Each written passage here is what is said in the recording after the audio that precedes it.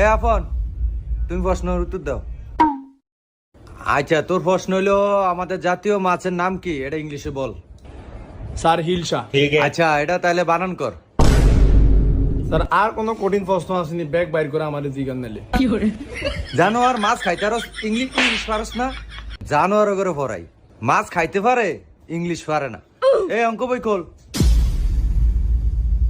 হ্যাঁ সাকিব, বলো 1+1 কত?